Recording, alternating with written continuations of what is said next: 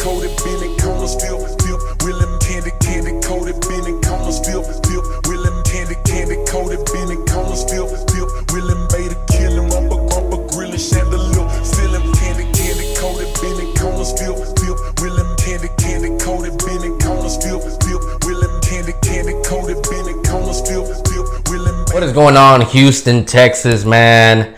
Yesterday we received terrible news about Duke Ejiofor.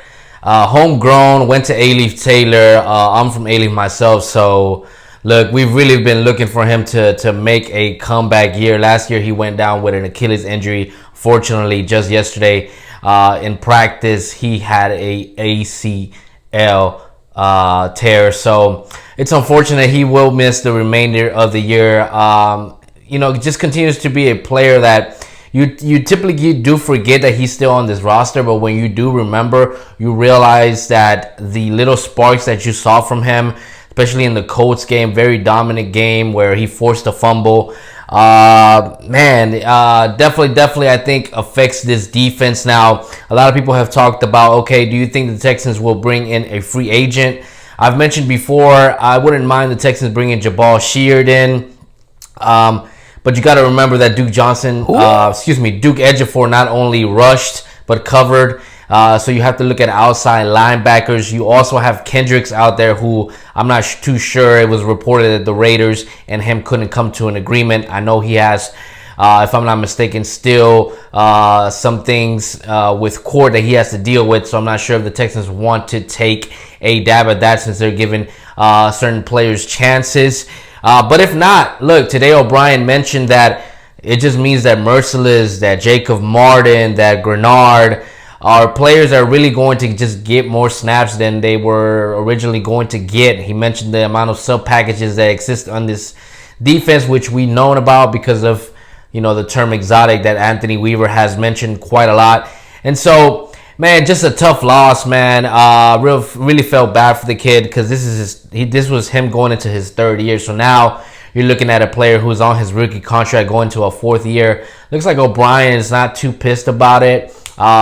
Usually when you have when you have players on a cheap contract, you're going to give them up to that rookie year to make a splash. And he mentioned in his press conference today there are certain things that Duke Ejiofor does that there's not a lot of players on this roster that can do. I mean, the way that he was able to push the pocket and get off the blocks and still pass rush was definitely one of a kind. So now you just got to really look into the room that you have now and count on them to step up. But, if a lot of people felt like this defensive line needed help, and even though they added PJ Hall, now you're looking at an edge rusher, also right outside linebacker, which obviously you've drafted Grenard for. I'm pretty sure that they drafted Grenard in case of Duke Ejiofor not paying out and the dude goes down with an injury. So, man, hope Grenard can, obviously catch up from what O'Brien has said today.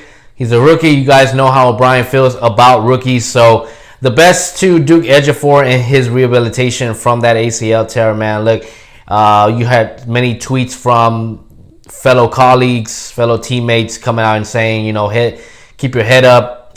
Spoke to someone who said, that he's in good spirits. So, man, wishing the best for Duke Ejiofor, man. Tough. I know he was working hard this offseason to have a comeback season, and sometimes, those things are connected. I remember J.J. Watt with the back injury and the leg injury, broken leg, and all those things. Those sometimes are things that they're really connected. It's your body.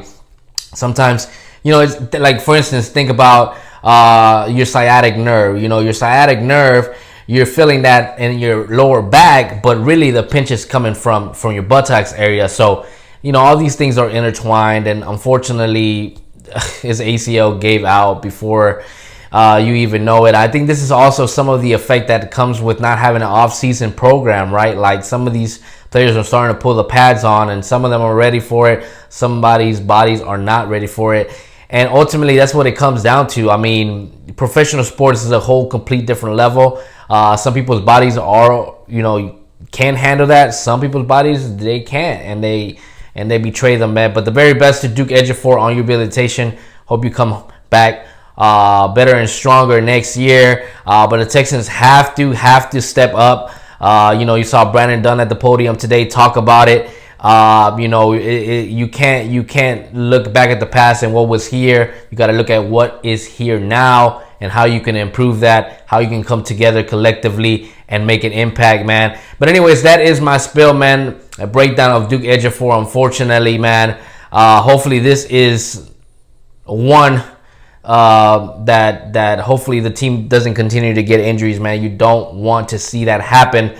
You're so involved in the COVID stuff happening and the protocols and everything around that you forget that players can still go down injured and really affect the team. And I think I've mentioned it before in other videos, but it's unfortunate. If you can get a combination of those two things, they could really, really be hard on some teams. And so as much as O'Brien has preached that it is a veteran year, sometimes destiny just, pushes a player out there that might not be necessarily ready. And unfortunately, they got to be ready.